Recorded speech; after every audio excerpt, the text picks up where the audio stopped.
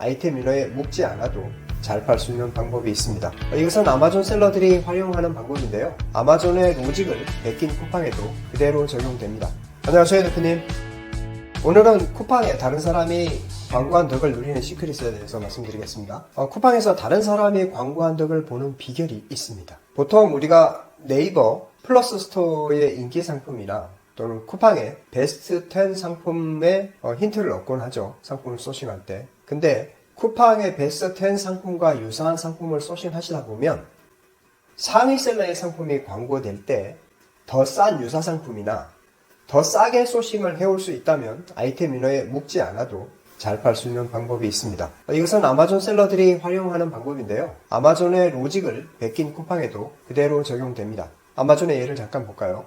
자, 아마존에서 바베큐 그릴을 이렇게 검색을 하면요, 이런 상품들이 쭉 나오죠? 근데 여기서 이제 스폰서드 붙은 것에 상품을 클릭해서 들어가 보면, 네, 이와 같은 상품이 아마존 초이스, 그래도 비교적 저렴한 아이템, 좋은 아이템이라는 뜻이기도 하잖아요. 32% 할인데 334. 그러면 아래에 보면 바로 유사한 아이템이 바로 떠버립니다. 이렇게 이 아이템이 유사한 비슷한 아이템들로 하여금 이렇게 최근에 내가 본 아이템과 유사한 아이템들이 이런 식으로 뜹니다. 그래서 이제 가격을 더 싼 것이 중요하다고 생각하는 사람은 이런 아이템을 서칭을 하겠죠. 이런 아이템을 서칭을 하겠죠. 그래서 아마존은 이미지 컷이 아래의 상세 페이지처럼 이렇게 나오고요. 사실은 그 전에 비검색 영역의 연관 상품들이 먼저 고객들한테 보여지게 됩니다. 끊임없이 가격을 더 싸게 전시할 것을 요구하는 구조입니다. 그래서 유사한 아이템들을 이렇게 비교할 수 있게끔 이렇게 시밀러 아이템들을 다 고객의 평점과 그 재원들, 머티리얼, 또 고객의 평점, 또 딜리버리까지 이렇게 비교돼서 표로 다 제시를 해주고 있습니다. 끊임없이 이렇게 유혹에 계속 빠지게끔 유사한 아이템들을 계속 매력있게 따라다닌다는 것을 확인할 수가 있습니다. 쿠팡에서 대표님의 유사 상품도 아래에 함께 노출되게 할 수 있습니다. 이럴 때 베스트셀링 상품과 대표님의 상품이 똑같지 않더라도 함께 보이게 되면서 가격이 더 저렴한 대표님의 상품 쪽으로 고객을 유도할 수 있다는 것입니다. 결국 남이 돈 들여서 광고한 것을 보고 들어온 고객이 더 싸 보이는 대표님의 상품을 구매하게 되는 것이죠. 자, 쿠팡에 들어왔습니다. 모바일에서 쿠팡에서 보면요, 여기서 검색어를 바베큐 그릴로 해보겠습니다. 네, 그럼 이와 같은 상품이 뜨죠, 그죠? 여기는 이제 광고라고 되어 있죠. 그럼 얘를 클릭. 네, 그럼 이런 상품이 나옵니다. 가격이 78,000원. 네, 근데 유사한 상품이 이렇게 바로 떠버립니다. 이렇게 다르죠? 지금 약간 달라요. 달라도 이렇게 산발이가 있고 삼각대가 있고, 네, 이 상품이 59,000원짜리가 바로 떠버립니다. 비검색 영역에 이런 상품들이 바로 뜨는 걸 볼 수가 있죠.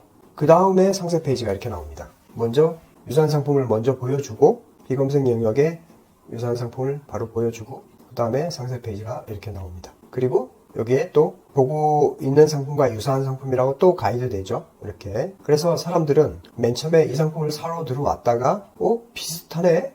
이래서 59,000원짜리를 사고 78,000원짜리를 포기하는 경우가 많다는 뜻입니다.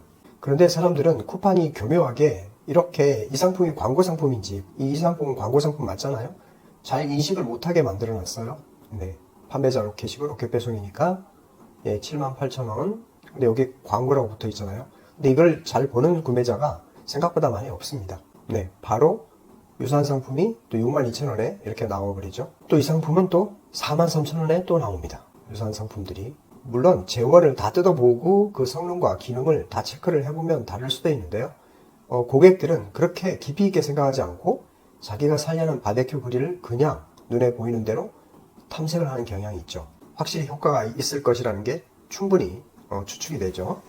대표님의 상품이 추천되어서 함께 노출되려면 몇 가지 조건이 있습니다. 첫 번째는 대표님의 상품을 광고를 살짝 걸어야 돼요. 비검색 영역에서의 노출 비율을 좀 높여서 비용을 던져야 됩니다. 비검색 영역에서 노출 비율을 높여야 된다는 이유는 모든 광고 효과가 검색 부분에서만 구매 전환이 되는 건 아니거든요. 아이템에 따라 다르긴 하지만 비검색 영역도 생각보다 효율이 좋은 것을 알 수 있게 됩니다. 그러기 위해서는 같이 보면 좋은 상품들, 내가 본 상품과 유사한 상품들, 이런 그 비검색 영역에 뜨는 상품들의 광고 효과를 기대할 수가 있게 되는 것입니다. 두 번째는 리뷰는 꼭 달아 놓아야 합니다. 지인찬스로 쓰시든 체험단을 돌리든 리뷰가 안 된 상태에서 광고를 하면 안 된다고 지난번에 말씀드렸죠. 효율이 너무나 차이가 많이 납니다.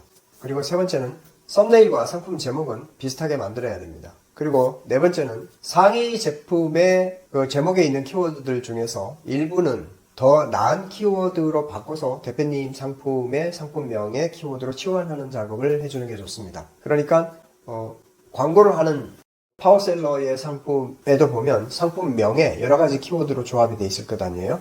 그러면 그 키워드들 중에서 모든 키워드가 다 노출에 기여하는 게 아니라 어떤 키워드는 노출에 크게 기여하고 어떤 키워드는 노출에 별로 기여하지 못하는 키워드가 분명히 있습니다.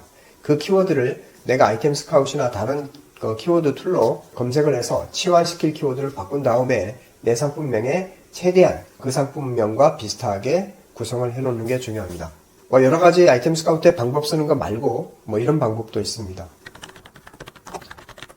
예를 들어서 원형 그릴이라고 검색을 한번 해볼게요. 네, 그럼 이와 같은 상품들이 나오죠. 그럼 원형 그릴은 조회수가 본품까지 포함되어 있어서는 많이 팔리는 게 한 달에 보통 7,300건, 그래도 6,000건 이렇게 검색이 되는 걸 알 수가 있습니다. 정확하진 않지만 구매 전환율은 통상 1%에서 12%, 13%까지 왔다 갔다 한다고 합니다. 근데 일반적으로 노출 대비 조회수가 저 정도 되는 것은 많은 노출을 광고로 일으킨 다음에 들어오거나 아니면 다른 SNS를 통해서 들어오거나 아니면 상품이 엄청 매력적인 상품이거나 그래서 노출이 잘 된 상품 중에서 클릭을 저렇게 많이 했다는 뜻입니다. 조회수가 6,000회가 넘는다는 뜻은요. 그리고 이제 클릭률 대비 실제 구매 전환율이 1.5%, 2% 이렇게 되면 보통 그 정도로 하죠. 그래서 유추할 수가 있습니다. 이 상품을 우리가 들어가서 구매평을 보고 한 달에 몇 개의 구매평이 실제로 달리느냐 이런 거를 판단을 해서 그 구매평 곱하기 5, 구매평 곱하기 7 이런 식으로 유추를 하거나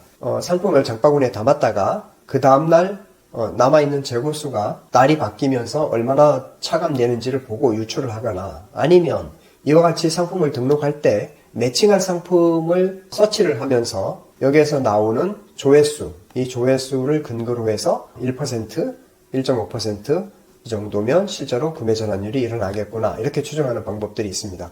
그러기 위해서는 내 상품이 어떤 키워드가 사람들한테 많이 사랑받는 키워드가 좋을 때도 있고 나이키처럼 너무나 큰 키워드는 오히려 NIKE로 쓰는 게 훨씬 유리할 때가 있죠. 그것은 상황에 따라 판단을 해야 되는데 이 원형 그릴 같은 경우에는 내가 상품명을 잡을 때 원형 그릴로 쓰니까 한 달에 6,000회 정도가 검색이 되는구나. 그러면 이번에는 스탠드 그릴 이렇게 검색을 한번 해보면 여기는 9,000회 정도가 나오는구나. 그러면 나의 경쟁 상대는 원형 그릴로 해서 6,000회 이상이면 나도 같이 차용을 하겠지만 어떤 키워드는 검색을 해보니까 별로 없어요. 500회 이렇게 뚝 떨어진단 말입니다. 그러면 그 키워드를 제껴버리고 스탠드 그릴이라는 키워드를 검색해보니까 저렇게 사랑받는 키워드다. 그러면 그거를 치환해서 내 상품명에 넣는 작업 이런 식으로 하기도 합니다. 그래서 보통 카탈로그 상품 매칭을 하고 있는 매칭할 상품 검색으로 해서 실제의 조회수와 그 조회수와 비례한 구매 전환율을 유추해서 판단하는 방법도 있습니다. 굉장히 중요한 내용입니다, 사실은. 네, 이렇게 해서 판단을 하시면 되고요. 그리고 이제 다섯 번째는 어차피 내가 가지고 있는 상표권, 내가 이미 등록한 상표권, 적어도 등록은 안 돼도 출원까지 한 상표권을 활용을 해서 여기에 있는 이 사람들처럼 조엘리, 매드캠프 이렇게 자기만의 이름을 써서 붙여주고 상품에도 스티커를 붙인다든지 아니면 중국에서 사입할 때부터 박스에다가 그것을 표시한다든지 아니면 인쇄를 한다든지 해서 내 상품을 남들과 다르게 차별화하시면 처음부터 하실 필요는 없죠. 팔릴지도 안 팔릴지도 모르니까.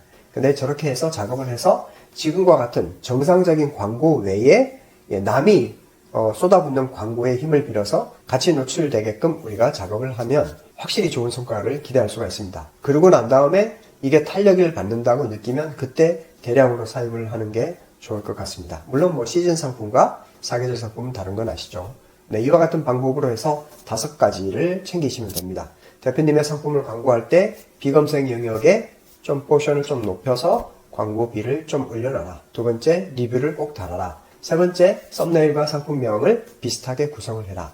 네 번째, 파워셀러가 구성하고 있는 상품명에 기여하지 못하는 키워드를 발라내고 내가 찾은 다른 키워드를 치환해서 내 상품명에 넣어서 최대한 썸네일을 비슷하게 해가지고 붙여놓으면 쿠팡의 검색 엔진이 광고한 파워셀러의 상품과 같이 유사한 내 상품을 붙여놓는데 그 상품보다는 조금이라도 싸면서 물론 퀄리티까지 봐서 좀 더 좋죠. 예, 좀 더 싸면 사람들은 내 상품으로 진입을 하게 된다. 클릭률이 높아진다. 이런 뜻입니다. 아마존 셀러들은 뭐 많이 썼지만 쿠팡의 셀러들도 요즘은 그렇게 쓰는 사람이 굉장히 많아지고 있는 것 같습니다. 근데 아직도 초보자들은 이런 사실을 모르니까요. 모든 상품이 의도한 대로 착착 진행이 되지는 않지만 이렇게 테스트를 해보고 여러 차례 시도해보면 돈 덜 쓰고도 효과가 괜찮네, 타율이 좋네 이렇게 느끼게 됩니다. 오늘도 나름대로 유용한 팁이라고 생각을 해서 말씀드렸는데요. 괜찮으셨다면 좋아요와 구독 눌러주세요. 행복한 하루 되세요. 네, 감사합니다.